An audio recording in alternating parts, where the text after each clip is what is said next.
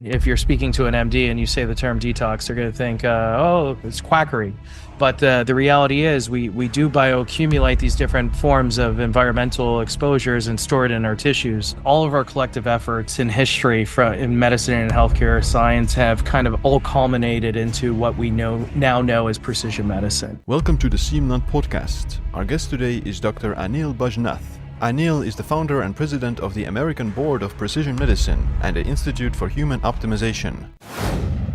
Anil, welcome to the show. Thank you for having me. It's a pleasure. Yeah, I'm excited to have you on the podcast. And I guess we can start with, you could explain people what is like precision medicine. So it's something many people might have a vague understanding of, but it's also like a relatively new term. So what is it specifically? Well, no, and I think that's a great question. So I feel as though like all of our collective efforts in history in medicine and healthcare science and its various applications have kind of all culminated into what we now know as precision medicine. We've reached this point in our understanding of human physiology stemming from the genome all the way up the molecular level to our structural composition that embodies, who we are as a or existent being that could be quantified on multiple different sublevels. And just to put it simply, precision medicine is defined by the NIH as the interface between biology, lifestyle, and environment. To me, that just sounds like really good medicine, right? How do we look at these different molecular associations between our genotype and our environment? And if there's a mismatch, how does that influence our pathophysiology or our potential for developing disease? So, again, precision medicine is mostly all encompassing this interface between biology, lifestyle, and environment. And which has led me, down multiple different levels of study from genomics and its clinical application to exposomics and how there are these different environmental factors that influence our gene expression. Right. So it's a very like individualized form of medicine of not looking at people as a big population of people, but also just mostly looking at individuals and their specific genes and environment. That's one way of putting it. I definitely think that it's highly individualized medicine, and what you're referring to with the population-based studies is that in the literature and conventional academia, we have this belief that the larger the N value of a clinical study that gets down to a p-value of 0.05 has its clinical relevancy and impact on decision making on whether or not to do a drug or not a drug, right? That's like the gold standard of what we call evidence-based practice is getting these really large N values, at which again, an N value is the amount of participants in a clinical study. And the higher the value, the stronger the data, right? But what's missing from that concept is, everybody that's in this study has a very unique genotype and a unique phenotype. And that genotype influences the receptivity to intervention. And, one clinical kind of application to that is the concept of pharmacogenomics, where if we're studying a very specific drug or herbal supplement or whatever it is, for intervention, individual's genotype or book of life, influences their receptivity to the drug based on the rate of metabolism, right? As you may know, there's certain people that are very slow metabolizers of certain drugs, right? Their cytochrome P450 pathways, 2D6, 1A1, C19, all these different subdivisions within the liver that metabolizes that drug. And some people could be very slow or some people could be very fast. And that influences their receptivity to that intervention and whether or not, dosing and everything else, which ties into the precision medicine paradigm of being able to have the right patient with the right medication at the right dose at the right time, to kind of really, improve their outcomes. But again, that large population-based narrative is going, I think, shifting towards what we know as N of one medicine, where essentially, you are going to be at the center of your own clinical study, where looking at all those different individual compositional components influences your health outcomes. So I think this shift from the N of 10,000s and high values towards N of one medicine is going to be a very important component in the personalization of medicine. Mm. What would be like the balance between them? Because obviously, or I wouldn't say that it's possible on a large scale to do these n equals ones for like 8 billion people. So but and there's also a lot of things that just apply to everyone. Just don't be overweight and exercise and general principles of a healthy diet and sleep, etc. So how do you find like a balance between the specifics of the individual and just the general uh, main fundamentals of a healthy lifestyle? So that's a great question. And I think that there's a couple of different ways to view this. And, definitely diet, lifestyle, and environment needs to be optimized, right? Regardless, right? But when it comes down to the practice of medicine and personalizing it and extrapolating, the application to the individual sitting in front of you, you really need to look at, what we're talking about specifically. So, there's multiple different kind of examples here, and I would say one of the more classical examples would be, looking at somebody's receptivity to a statin drug medication, right? With the exception of simvastatin, the bulk of all the other drugs go through a very specific pathway within the liver detox. And individuals that are maybe non-responders to statin drug medication, SLOCO 1B1 specifically, right, might be individuals that don't respond well to drug therapy and are the ones that experience a lot of the side effects. Right now, in the U.S., we have these standards of care, which are basically developed in this scenario by the ACC, AHA, American College of Cardiology, and the American Heart Association, with the National Lipid Association also weighing in on how to manage cholesterol, right? And if somebody comes to you and they have high cholesterol, the knee-jerk reflex is to throw them on a statin, right? But as we know, there are multiple different factors that exceed diet and lifestyle, unfortunately, that influences familial hypercholesterolemia. So there's a subset of the population that have genes that predispose them, despite being on a healthy diet and lifestyle, towards high cholesterol, right? And this could be triglycerides, LDL, and all, even ApoB particles, LP little a particles, right? And we need to use that information to kind of risk stratify an individual to the targeted intervention, right? So I think that, not to take away from diet and lifestyle and everything else, which is, I think, foundational framework for building a healthy home, you being the home. Once you start seeing these imbalances manifest clinically as a physician, we need to be able to, I think, go back to your blueprints, right? And look at, hey, what is your polygenic risk score associated with high cholesterol?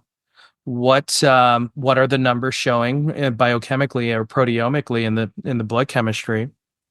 And what intervention will be best for you if there is a needed intervention, right?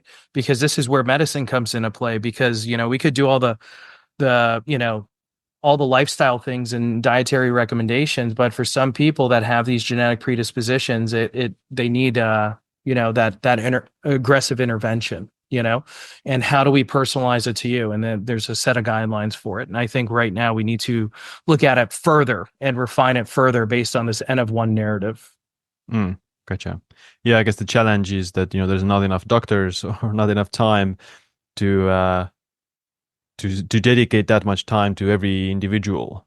So I guess that's where like maybe AI in the future can help to like accelerate this process of understanding these genetics and these other multiomics aspects of every individual. But I would imagine that with the current system and the way it's set up right now, that you have like a certain time slot for the doctor, and you see the doctor every few months or something, that probably is not enough resources for all people, especially like in the United States or something, where there's like 300 million people.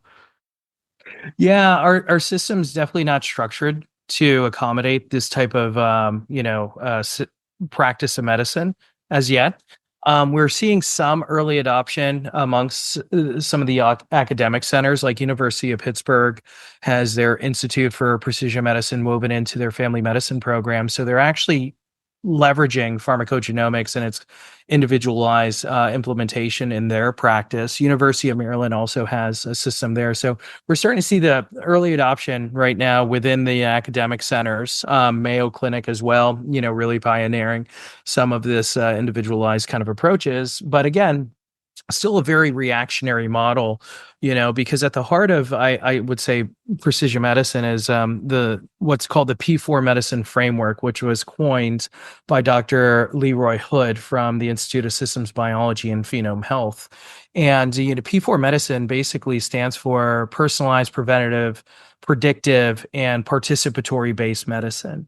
And if we have, the ability to make informed decisions based on the personalization, the predictability, and the preventative nature, we could theoretically augment some of the disease processes here, using that kind of framework and model, which has led me to kind of form the a collaborative initiative in with changing and adopting this P4 medicine precision model in healthcare. So I am the founder and president of the American Board of Precision Medicine, and we have faculty from all over the country and world that are contributing to our basically our educational system here to develop the framework for precision medicine so that it could be adopted, and our goals are not only to get this in frontline clinical practice, but more so to lead industry and policy change so that we could get this adopted here,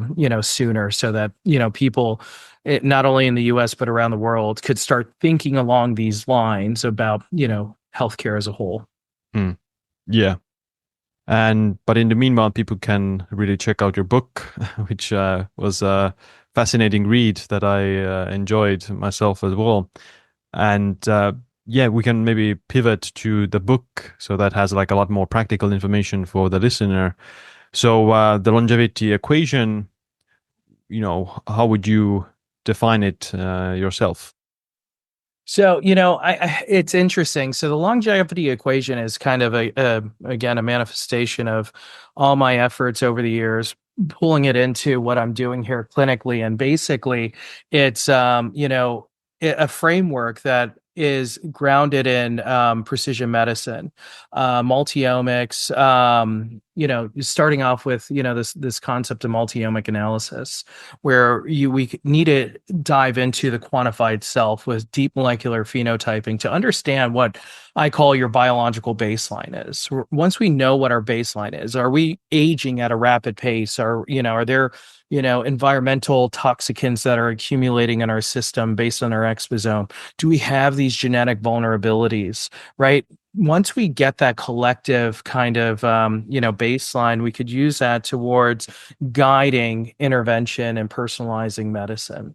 And additionally, within the book, I infuse this analogy of what we call a biological 401k. And in the US, we have, what's called a 401k system that we invest into for our retirement, right? And that analogy is that we basically have our internal health savings account for which we're making daily deposits and withdrawals from in forms of our biological 401k, right? We know what all the deposits are, all the fun things, all the good things, diet, exercise, sleep, nutrition, meaning and purpose, healthy relationships, and so forth. And we know what the deposits are, sleep deprivation and eating poorly and not exercising and not getting movement in, toxic relationships, toxic environment, all those things deduce from our health savings account, right? And could be kind of clinically measured based on different biomarkers of aging, on an epigenetic level or a proteomic level, like with phenoage calculation. And basically, we have the ability to make meaningful deposits in our biological 401k with all the fun, different biohacking technology that's out there, ozone therapy, EBOO, looking at therapeutic plasma exchange, having access to hyperbaric oxygen therapy, IV therapies and so forth. And we could leverage a very targeted, scalable system to make those meaningful investments into your biological 401k so that ultimately your return on investment will be basically an increased health span over a lifespan, and that we're kind of fixing what is called our quality adjusted life years, our quality, and which is basically the years that we live unencumbered by any disease or dysfunction, and that we're living to our fullest potential without the debilitating factors of any disease process. Mm, And that's also grounded in the molecular framework of identifying the mechanisms of aging. Um, looking at things through the multi-omic lens in conjunction with the hallmarks of aging is going to give us kind of this, computational analysis of how we could augment the biological aging process as a whole. mm, right. Yeah, that's a good analogy that you have your savings and deposit and things that withdraw from there. And I think it makes sense a lot as well intuitively, like what things would be detrimental to that and what would be more beneficial. This episode is brought to you by Bond Charge, my favorite company for blue blocking glasses, red light therapy devices, and red light bulbs. These items are essential for keeping your sleep-wakefulness cycles aligned in a world that tries to mess them up. Instead of looking at your phone before bed and letting the blue light disrupt your melatonin production, why not wear blue blockers instead that prevent that from happening? Instead of having your bedroom lit up with bright lights, use the more sleep-friendly alternative by opting for flicker-free red light bulbs that don't disrupt your sleep. Bond Charge also has amazing infrared sauna blankets that can give you the same health benefits as the traditional sauna. You also get the unique benefits of infrared light that improves joint and skin health. Head over to bondcharge.com/SiimLund and use the code SIIM, SIIM, for a 15% discount. So what does the process look like for like a new client? How do they begin when they join the practice of someone who does a precision medicine? Yeah, I think a lot of it is going to require pre-education, right? It's not your standard physician office where you come in here. There's a lot of different kind of steps that takes place with understanding our kind of advanced translational process of connecting the molecular dots. And when somebody comes to me, generally speaking, I kind of make it clear, hey, I'm not necessarily trying to become your physician, your primary care physician, even though I'm trained in primary care. But the fact that I'm out of network, out of insurance, I still want you to keep your conventional PCP. My goal is to become your health educational partner, right? Or, and basically, as we partner up and we decode and reverse engineer your compositional construct using that multi-omic analysis, we're able to paint that baseline again. So when people come to me, I'm running a multitude of different advanced diagnostic testing, including advanced imaging techniques of full body MRIs and AI generated kind of coronary angiograms to make sure that we're quantifying plaque in the arteries. We're looking at the compositional analysis of using the full body MRI, and we're kind of using the advanced multi-omic analysis to get a better appreciation of their baseline. And then from there, we could do a deep dive and just review the data and information. And if you're young and otherwise healthy, honestly, there's not much to do, right? So if you're remotely health conscious, it's going to be, this is where you get into the biohacking. And, if you have very specific health goals or with increasing VO2 max or your performance, that's where we have longevity gym, which is another side of the practice where it's like, again, this office right now is right next to my jujitsu school. So on the other side of the wall is jujitsu. So all my guys, they come in, they're, running to the hyperbaric oxygen chamber, whole body photobiomodulation. We've got IVs. We have contrast therapy, sauna, and cold plunge and cryo.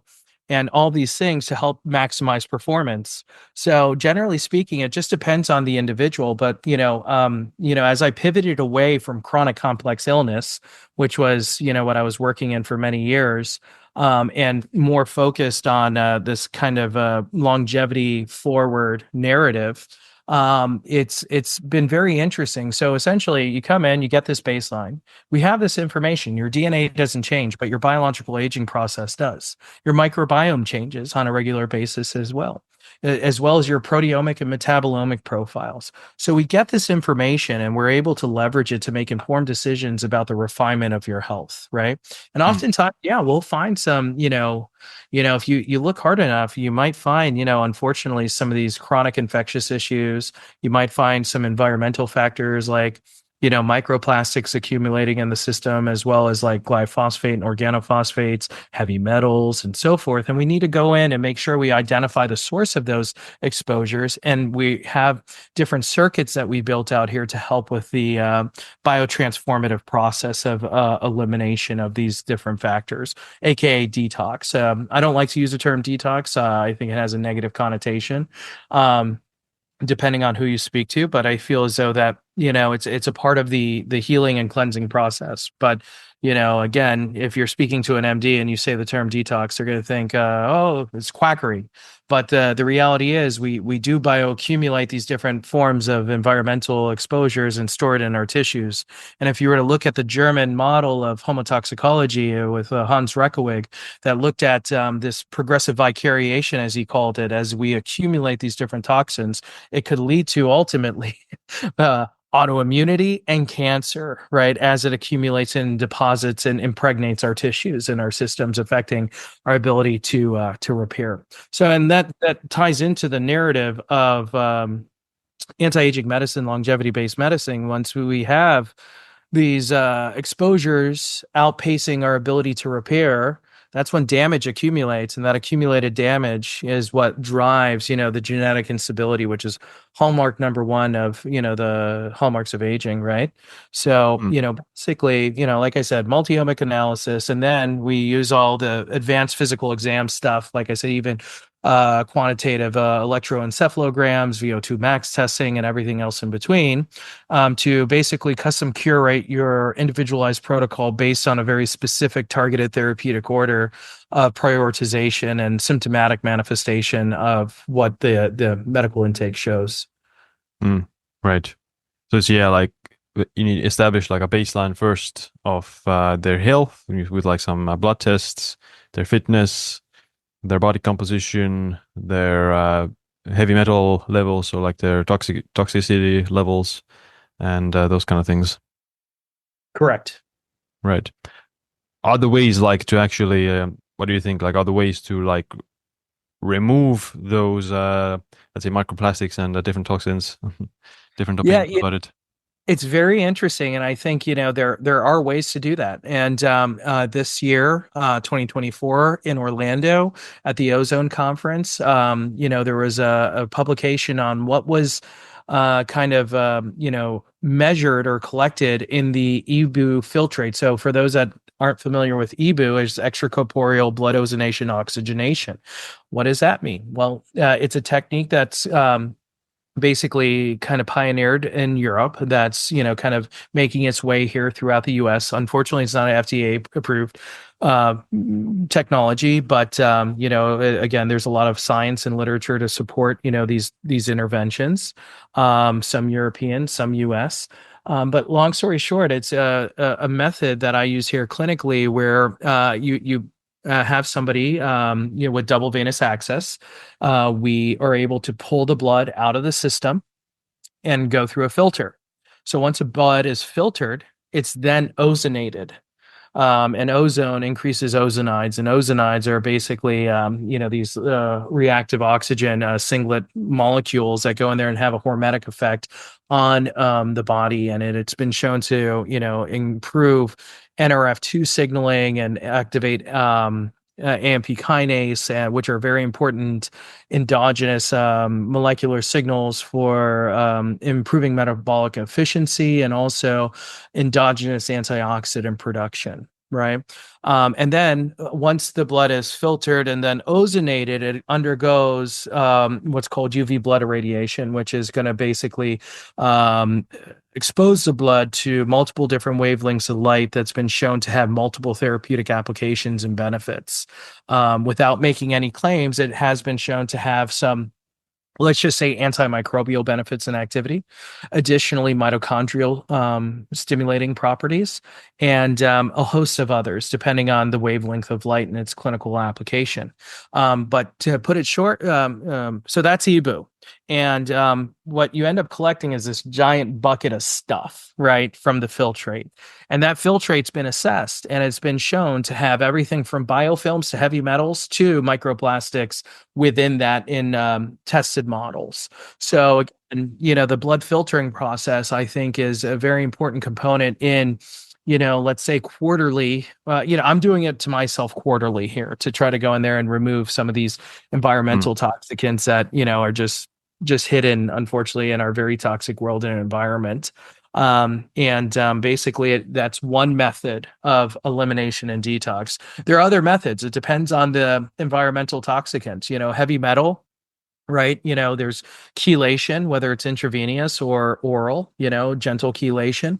But again, you don't want to chelate somebody if there's leaky gut, because a leaky gut could also translate into leaky brain in regards to the blood-brain barrier system. The same tight junctions and zonulin occludens that are involved with the tight junctions of our gut are associated with the tight junctions of the blood-brain barrier system.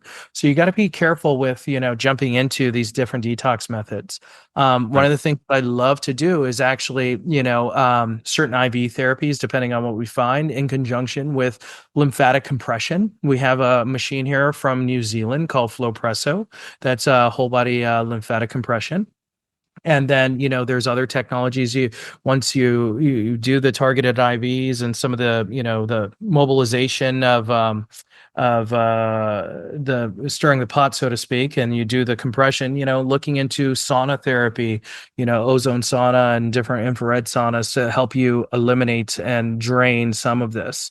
But all of this is very targeted based on what we find in your system, because mold exposure, biotoxin exposure is going to be different than heavy metals, different than microplastics, and other things that we see here, organophosphates and so forth, Mm, right? So the targeted detox protocol is very individualized based on, again, these reported findings.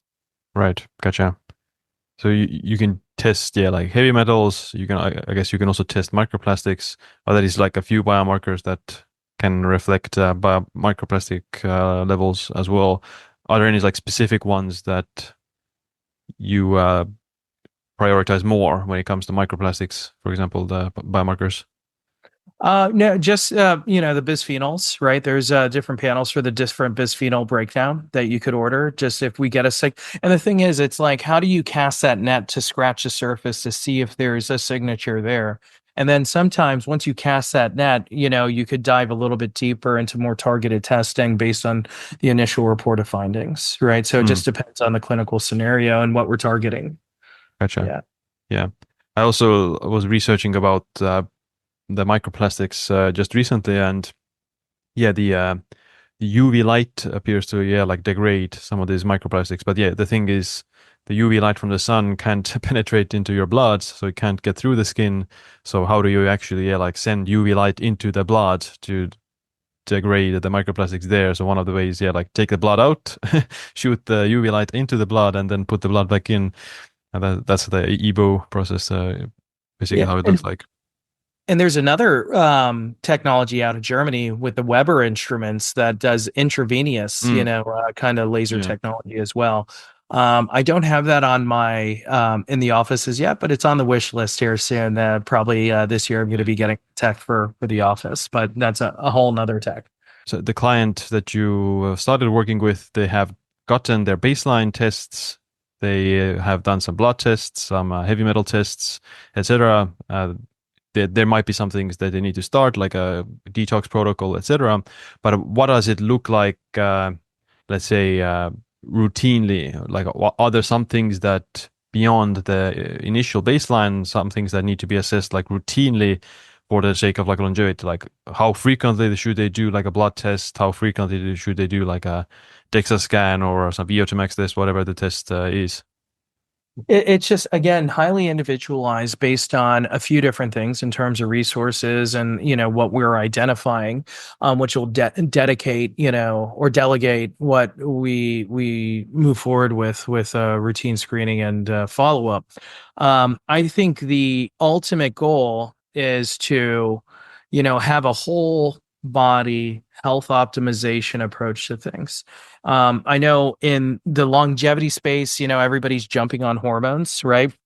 And I think oftentimes, especially for men, it's going to be very important to kind of not have a knee-jerk reflex to go in there and start a man on TRT, because arguably, for some individuals, we have the ability to augment testosterone production naturally with the appropriate biohacking technologies, right? So that you're not faced with being on a medication for the rest of your life, with testosterone replacement.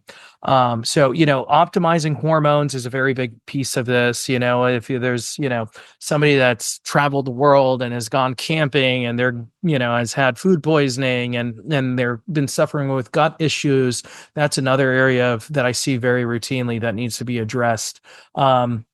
And unfortunately, individuals that are exposed to chronic molds in their environment or other forms of chronic infectious issues, Lyme disease and co-infections is also something that needs to be addressed and has its own cadence of testing and intervention depending on, their what they're grappling with. So putting all that together, there's going to be a very specific therapeutic order, again, based on the information of the report of findings. When strictly longevity, young, otherwise healthy individual like yourself, where it's just like, hey, I'm just trying to biohack and live my life to the fullest and everything else, where there's really probably no major issues below the surface here. You've been dialed in. I would say taking things up to the next level will be exploring these different regenerative modalities. One of the things that we're exploring here are the different forms of stem cells, right? So I am a board certified stem cell physician and with the American Academy of Stem Cell Physicians here in the US.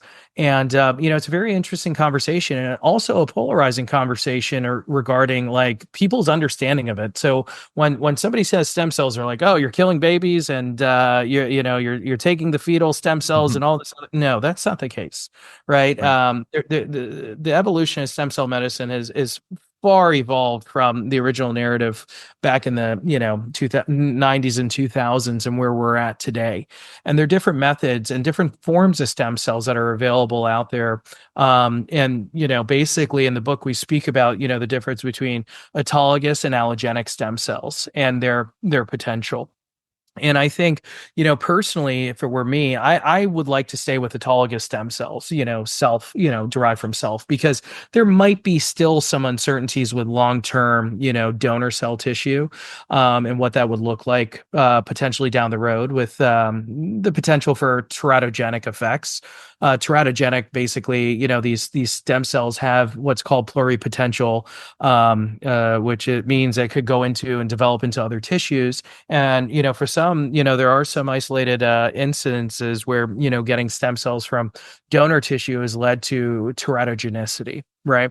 Not a good thing, right? So I like to stick with the narrative of autologous stem cells. And, unfortunately, all those clinics that you see overseas that a lot of people are going to are, using donor tissue from, placenta and embryonic stem cells. And it's not to take away from it. It does have its therapeutic benefit. And if you're okay with donor tissue, by all means, go for it, right? But in my opinion, philosophically, I'd rather stick with self tissue.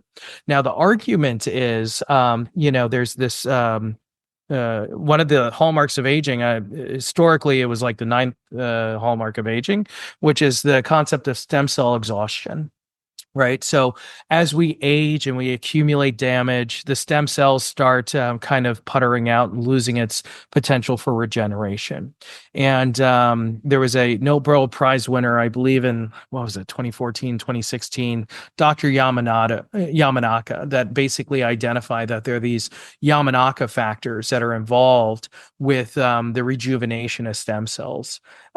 Simply put, there are these OSKM factors that have been identified as transcription factors that suppress stem cell activity that become expressed with time and damage. And what Yamanaka found is that basically, if you suppress the suppressor, you have the ability to rejuvenate stem cells and activity.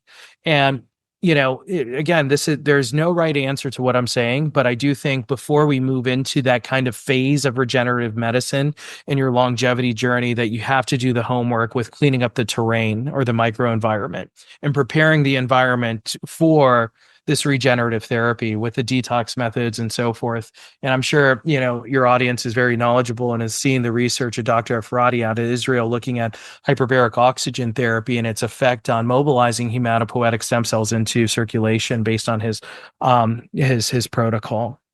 So there's different technologies that we could do to prepare the terrain and make the soil fertile so that the implantation of these different regenerative signals, whether it's exosomes, stem cells, V cells, or whatever, could have the appropriate, microenvironment for growth and proliferation and regeneration as a whole. So again, as you move forward in your longevity journey, you want to make sure that you're prioritizing the right things. You being an athlete, you want to make sure that there's no wear and tear to your joints and that you're doing, the right things to keep it rejuvenated. So certain people like to do kind of whole body kind of touch ups, so to speak, on stem cells to help with the rejuvenation process. And there's a movie that just came out recently on biohacking yourself that explored the role of what's called V cell technology, very small embryonic like stem cells. And that's a technique that we do here in the office, which is basically have the ability to harvest these very small embryonic like stem cells from your blood and kind of refine it and deliver it systemically. And the difference between, these cells and some of the mesenchymal stem cells, besides the transcription factors, is the size, right? The mesenchymal stem cells are a little bit larger. And if you try to push it peripherally in an IV push, it will get basically stuck in the pulmonary vasculature and the small capillaries. It won't have the ability to migrate systemically versus these very small embryonic like stem cells can migrate through the very small capillaries and land where they need to land. And there's other laser technologies that are out there and developed in that are being used to kind of guide and hone where the stem cells need to be delivered. So again, there's multiple different techniques out there, not to mention exosomes and these basically extracellular vesicles that help with the intercellular communication of promoting a rejuvenating environment for stem cell applications. Mm, So again, right. it's a whole nother phase of, the kind of where we move into. Yeah. I guess one thing we could discuss is like, although you don't have to be very precise about it, but yes, I'm generally healthy. I don't have any like health concerns. I do have like one genetic risk, I guess. So my grandfather, he died to colorectal cancer when he was like 36 back in the 80s before I was born. So I guess that is one of the potential risks that I have. So what would be like, okay, someone who has some family history of a particular chronic disease, like me in the example of colon cancer, are there ways to like preemptively, like, okay, try to diagnose or preemptively try to, yeah, like catch it or if there is any risk?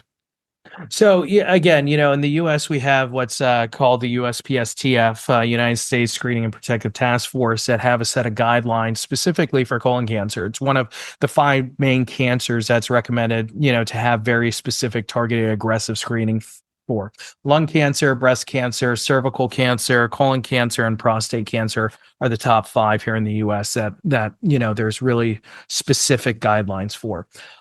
So with that being said, when there's a first degree relative that had early onset colon cancer, there's very aggressive screening guidelines starting, at a very specific age based on the findings of that individual. Now, from a biohacking perspective, or maybe an integrative perspective, where you want to be a little bit more aggressive with screening for this, there are biomarkers that, again, this isn't routinely suggested, like a CEA, which is a biomarker for colon cancer, that could be, infused into a routine kind of screening test. There's also in the US here, we have a stool-based analysis, DNA analysis that's called Cologuard. Mm. That's not as invasive as a colonoscopy that could be used to screen for colon cancer. Also, there's some research that's looked at a perturbed microbiome and an overgrowth of what's called Streptococcus bovis being associated with colon cancer. Also, there's a lack of bifidobacteria has been also shown to create a microenvironment conducive towards that toxic colon. So again, from a microbiome to a proteomic to a genetic factor, right, there are other gene clusters and polygenic risk scores that could be associated with colon cancer that you would want to look into, right? There's something called Lynch syndrome, that is very specific with aggressive early onset colon cancer. But again, that's a very specific and targeted clinical diagnosis, right? It all depends, right? And the thing is, one of the biomarkers that I like to utilize clinically is 8-hydroxydeoxyguanosine, right? 8-OHCG, right? Which is a biomarker of genetic instability. Is this going to pick up every single perturbed cell that has some level of, impaired DNA function? No, but it's still a good marker to say, hey, if this is creeping up, we need to be on guard and be a little bit more aggressive with our screening guidelines. And for my patients that are usually above the age of, depending on their background, but usually on average above the age of 50, right?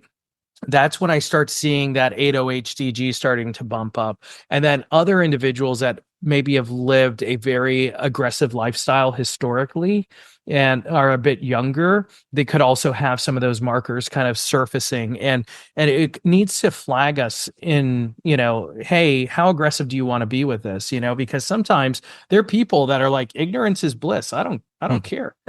Yeah. You and I are a little bit more health conscious comparatively, right? But there's a whole other demographic of individuals that just don't prioritize self-care and don't want to know, right? Mm. So it's very interesting when you get into clinical practice how everybody has their own threshold and desire of aggressive diagnostics and interventions, depending on who they are and where they're at and their family history, right? Yeah. So I Yeah. hope Like, I answered your question. yeah, yeah, for sure. Like, yeah, like a lot of these blood markers specifically for certain chronic diseases, they're not like in the standard blood panel at the doctors, and you need to be just aware. Like most people they're not even aware of these blood markers, or like even like Alzheimer's. They now even see some blood markers are predictive of Alzheimer's risk in the future. So yeah, it's a more like a lack of like, I guess, education about it, unfortunately. But for me, like, I'm probably gonna do like a colonoscopy at some point, just in case. But I've done a full body MRI that was clear, and I also did like this occult occult blood stool test. So it looks at like this invisible blood in the stool, and that came back also like normal, although it was like on the higher end of normal. So maybe I need to do a colonoscopy at some point, just to be in case.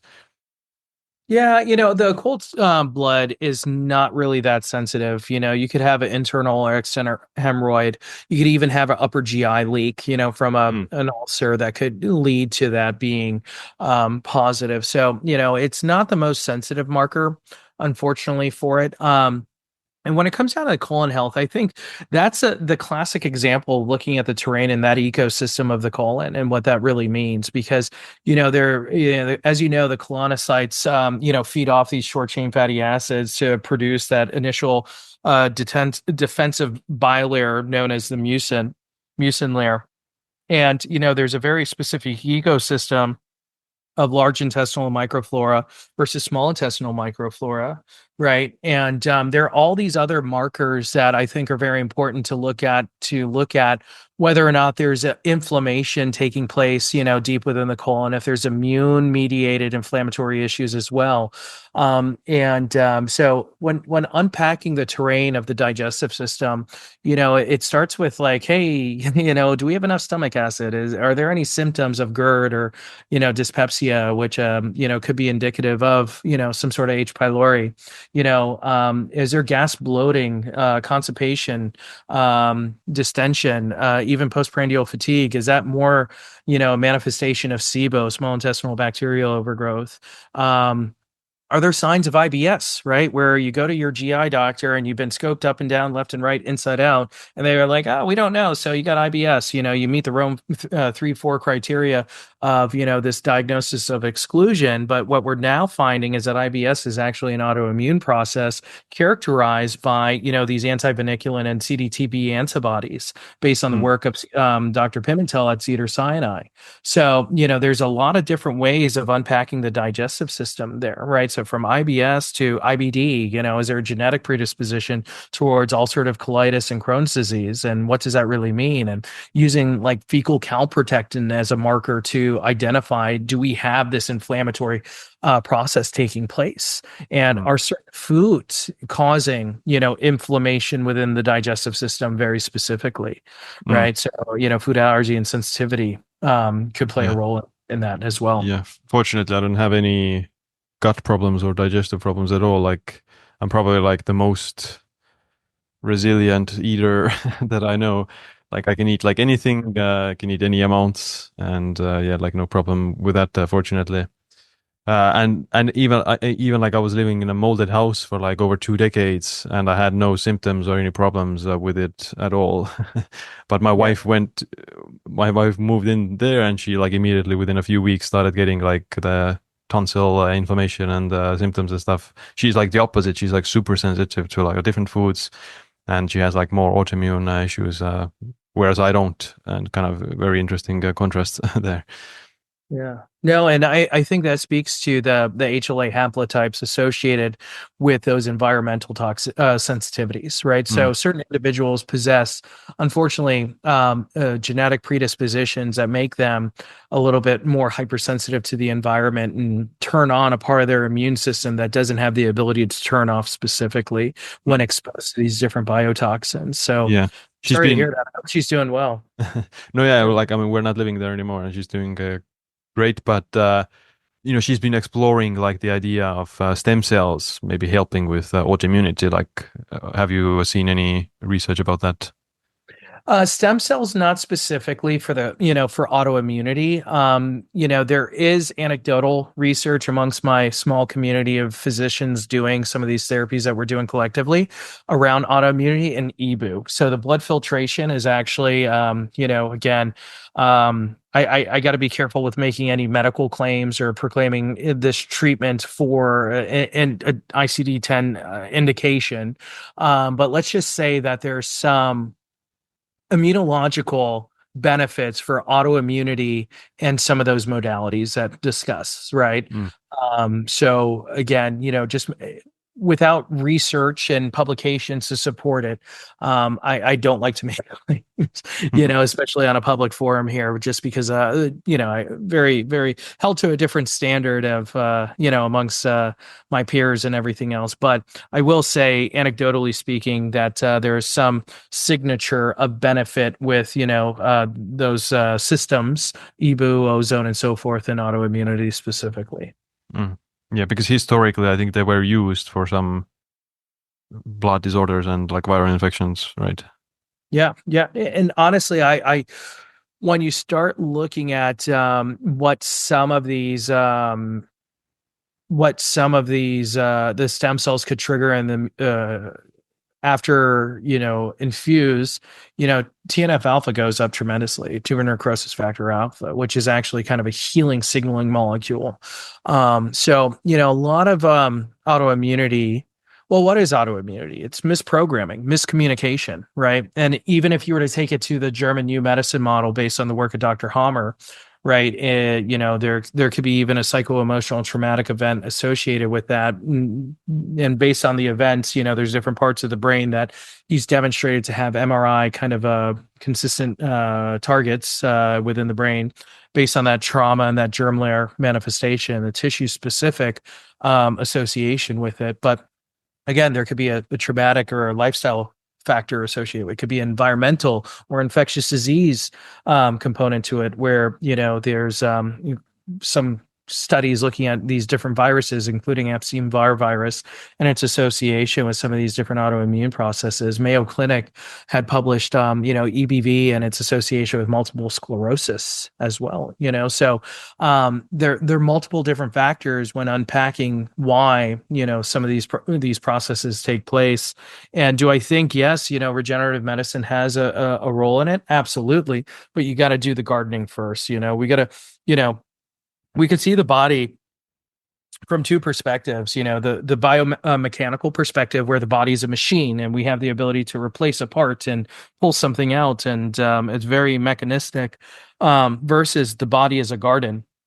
Right. This is a very old school, traditional Chinese medicine perspective, where, the doctor plays gardener, and goes in there and helps, just do the appropriate, kind of ecological cleanup in this micro ecosystem of our body.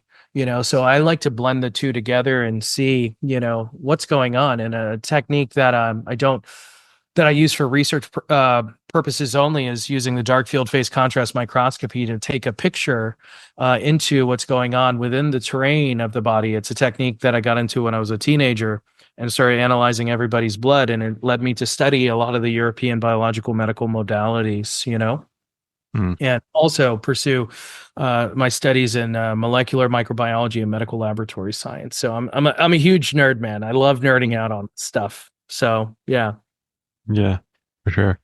We can, yeah, like have a massive podcast about all the aspects of this precision medicine and and longevity. So it's gonna take entire weeks to go through all of that material.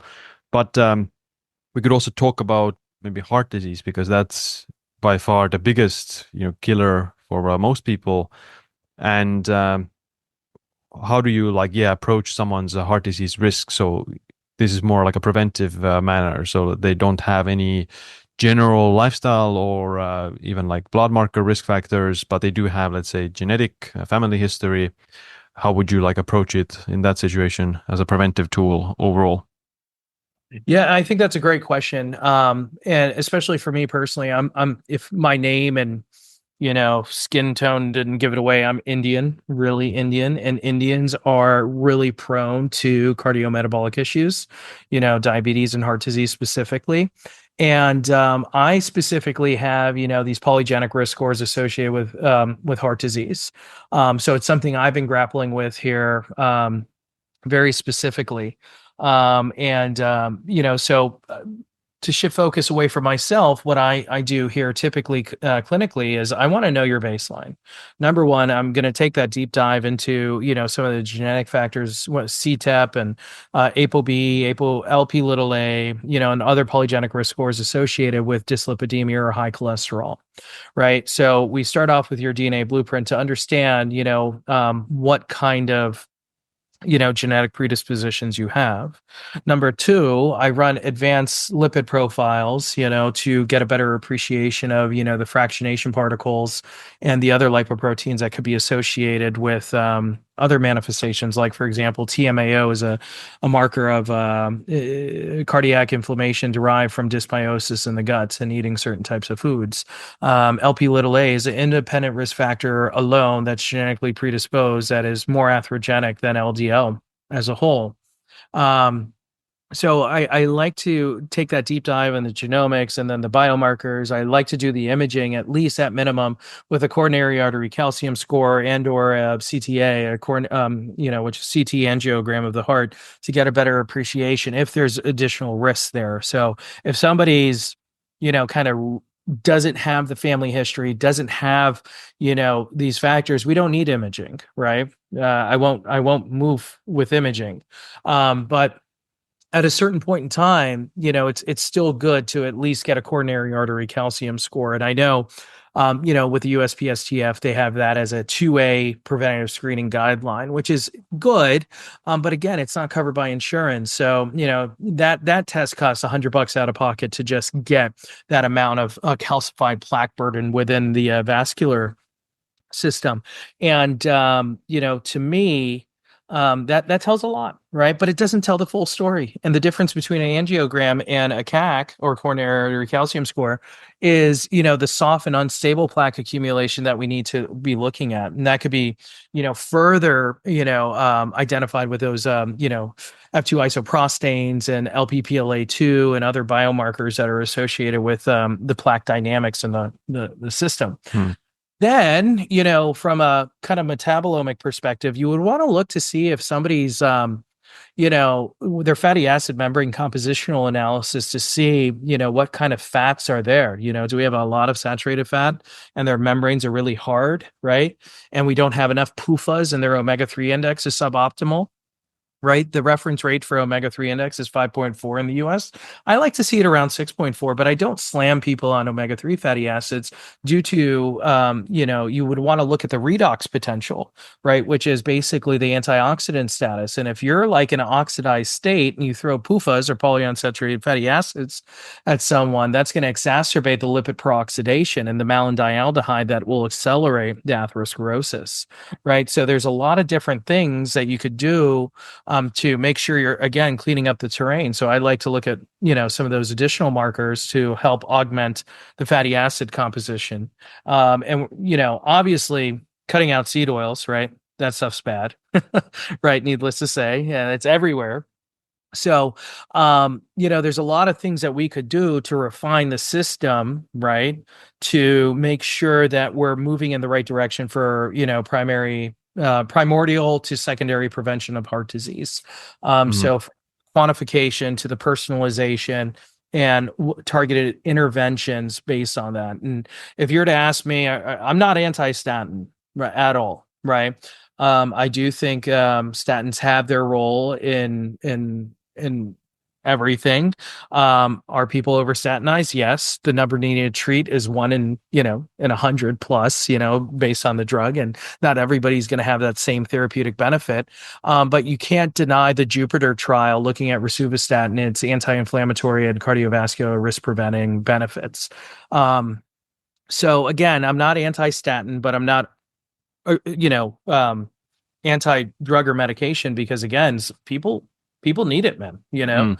and I'm Yeah. not a LDL denier, but I do think there's more to the equation when it comes down to the vascular biology and looking at, even oxalic acid, right? And these uric acid being very damaging to the endothelium. Microscopically, you should see that stuff, there are these giant, rhomboid crystals, and, these like uric acid microscopically just looks like brown clusters with sharp jagged edges, and that damages the microendothelial endothelium.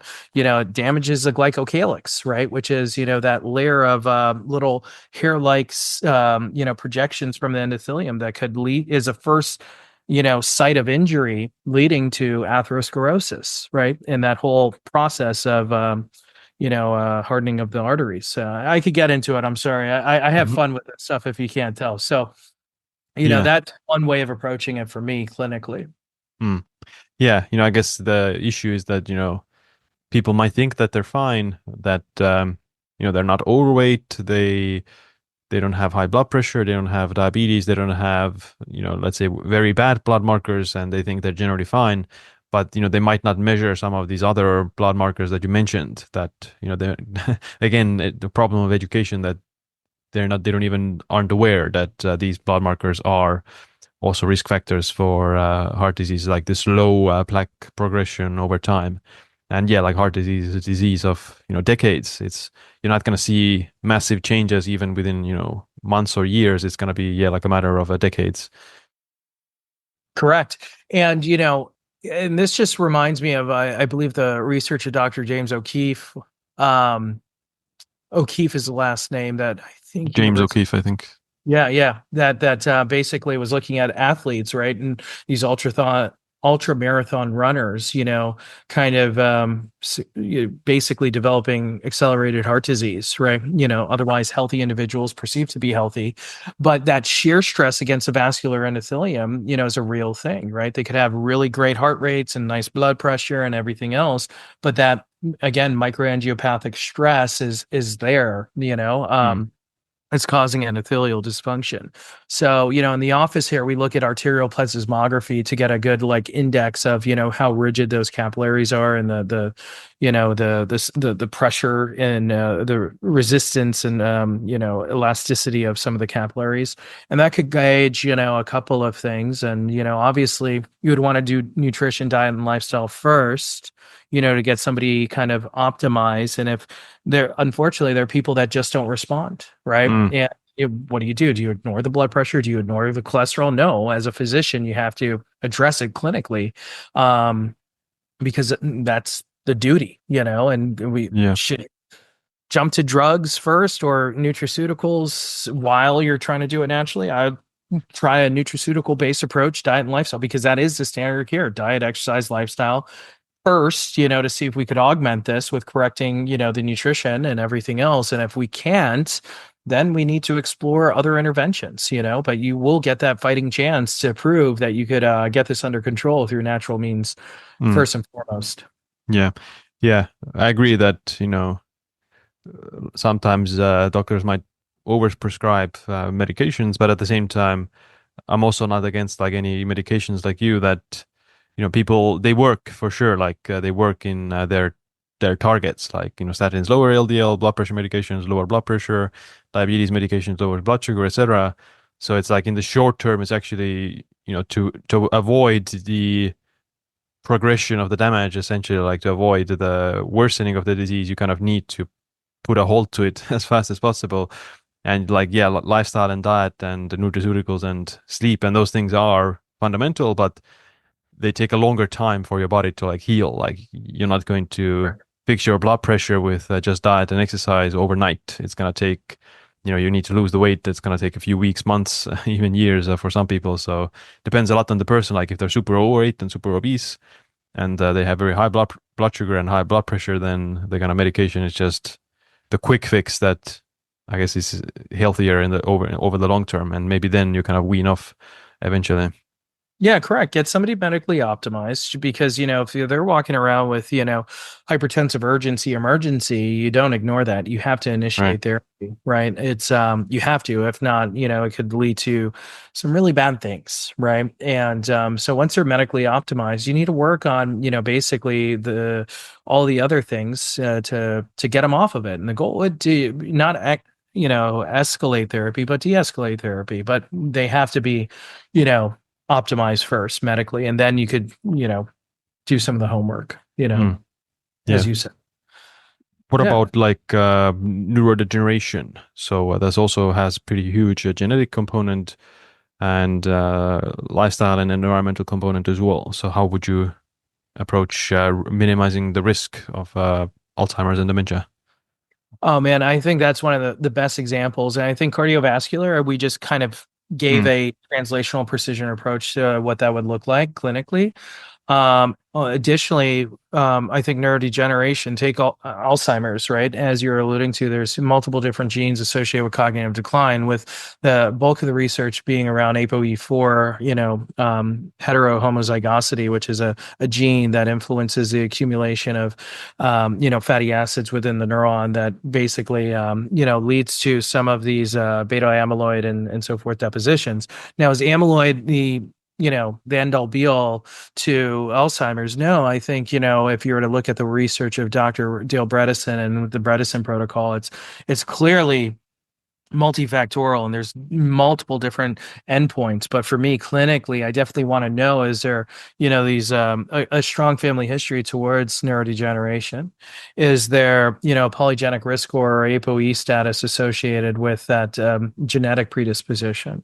And then proteomically, I run additional biomarkers including plasmalogen levels.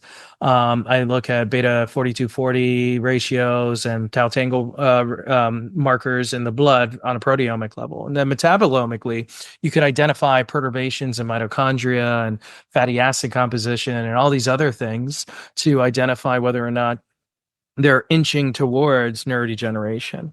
And then, what do you do about it? Well, there's research around, some of the peptides that are out there, cerebrolysin.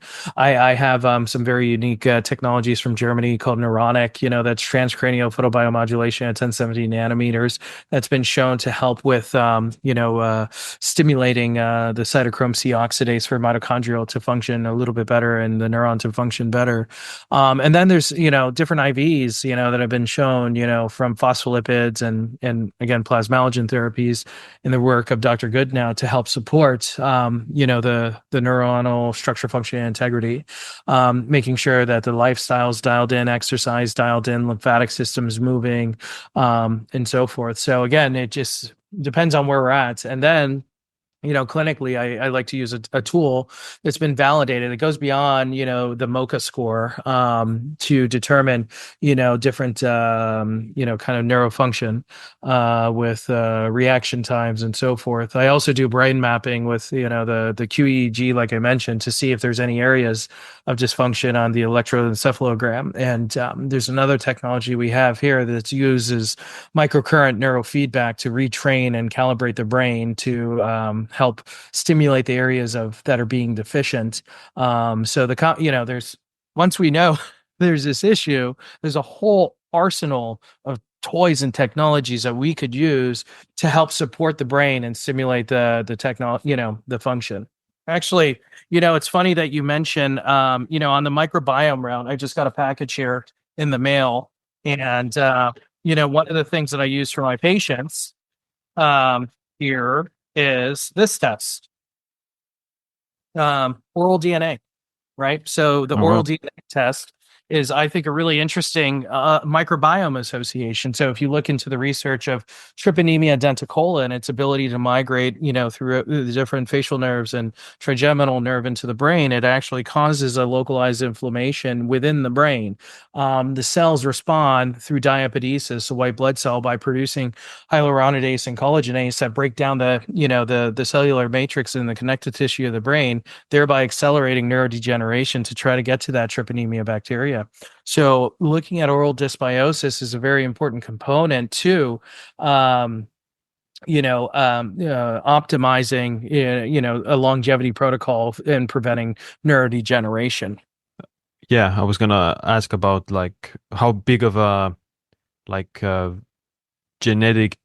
how big of an individual response is it there for like some of the fundamentals like diet and exercise? Like, is it that everyone should have their own individual diet and exercise plan, or is it like, are there like kind of ballparks that these are the general ranges and ballparks that everyone should aim for? That's a great question. And I think diet alone could be, highly individualized based on various factors.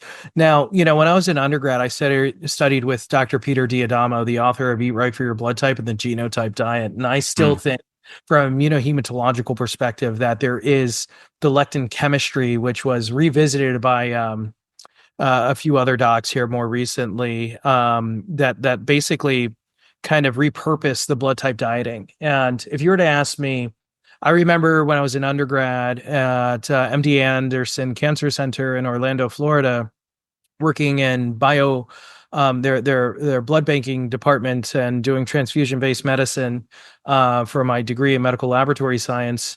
We had to differentiate between an A1, A2 phenotype. What does that mean? It's the same sugar and N-acetyl D-galactosamine or whatever, glucosamine. And the difference between A1 and A2, they were both blood type A's, but the difference was a double bond within that glycoprotein structure on the surface of the red blood cell. And very specifically, we used a bean extract that had a lectin in that bean that binded to that double bond and caused the red blood cells to agglutinate. And that always stuck with me, that, there is such high avidity and affinity for those double bonds based on the lectin chemistry. Right. And, I think that there's something to be said from an immunohematological perspective with the blood type dieting. Do I think it's a holy grail as professed by Diadamo that, all those things? I think a little, I think there is something there, but um, and we should use some of those roadmaps to differentiate between, the blood types. I think that's a layer for the collaborative filter and the individualization of, nutrition. I think there's additional factors, including metabolic profiling. There's this concept of the metabolic typing diet, proposed by multiple different physicians, with Dr. Wolcott being one of the lead publishers in this with his book, The Metabolic Typing Diet, which also looked into what is described as a five kind of core homeodynamic control systems that influences a person's metabolic profile, which included acid alkaline balance, right? Anabolic catabolic states, or anabolic anaerobic, catabolic dysaerobic. Sympathetic versus parasympathetic dominance, right? So some people, who's sympathetic dominant, right? You could just look at them and be like, yeah, you got to relax, right? There's what else is there? There's electrolyte excess and deficient states, right? And then there's slow versus fast oxidizer status, which has to deal with being glucogenic versus ketogenic in nature, right? So some people kind of tend to favor one metabolic profile versus another, and there's genes that influence that. So that combination of those different collaborative filters could influence the personalization of nutrition. But then when you stack that with a resting metabolic rate test, right? Sorry about that. The metabolic rate test is another test that I think has its influence in the personalization in nutrition, right? So, knowing how your body's triaging energy from food and prioritizing your macros is something. And then there's the nutrigenomic layer of filtering your diet, based on your genetic predisposition. So there are multiple different levels of filtering and the personalization of an ideal optimized diet. In my opinion, it also based on your exercise, right? So, I don't want to make any claims, but to me, you're built like a bodybuilder, right? Very muscular, ripped to shreds, and everything else. So your protein or your macronutrient intake is probably going to be different than somebody that trains for another kind of sport, right? Like Right. a UFC fighter, right? Where they have to be very targeted, where they're not trying to put on the muscle. They're trying to, upregulate some more of the fast twitch muscle fibers, right? That are going to have its, response in combat.